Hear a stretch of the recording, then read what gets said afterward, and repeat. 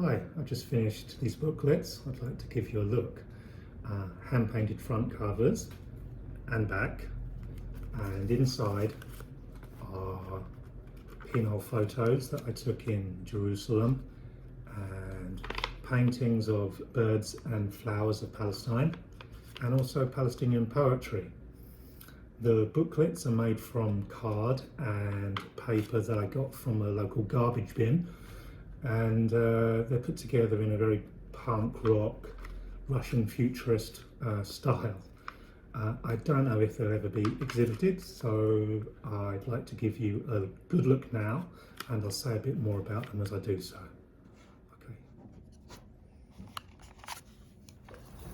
The pinholes were taken using a simple wooden box. No film, no viewfinder or lens.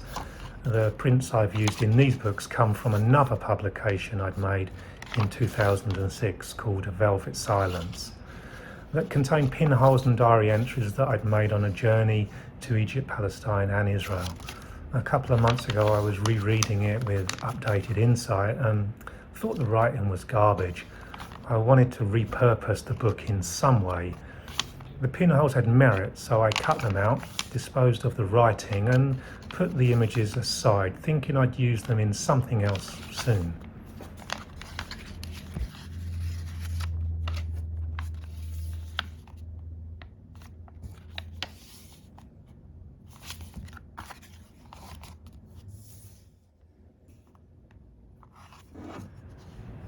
At about the same time, I read an article about bird watching in Gaza.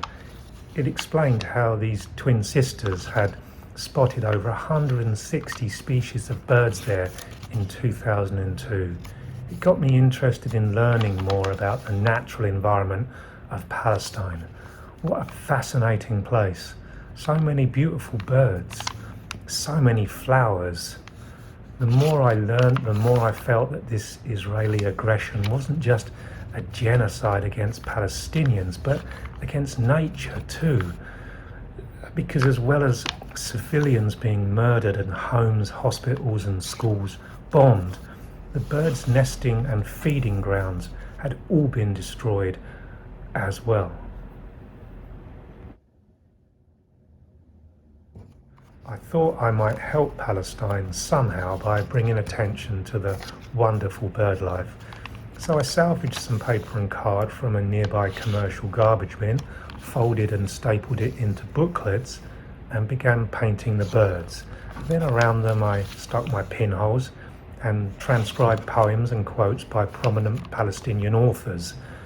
The use of materials not usually associated with the forces of oppression was inspired by the cultural theories of Theodor Adorno. If we use the language and materials of the oppressors, he suggested, how can we expect to be seen as different from them? Not an easy question for any artist to answer, but we should at least consider it.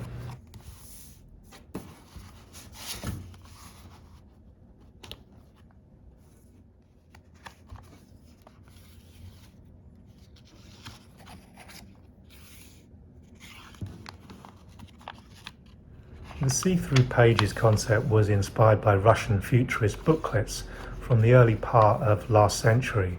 The double, triple, even quadruple layers of meaning in those booklets, plus the work of Velimir Klebnikov, appealed to me immensely. Finally, the use of whatever I had available and varied font size was also inspired by the Cuban small press Ediciones Vigia, and specifically its chief artist Rolando Estevez. I really would encourage you to look up that small press, Ediciones Vigia.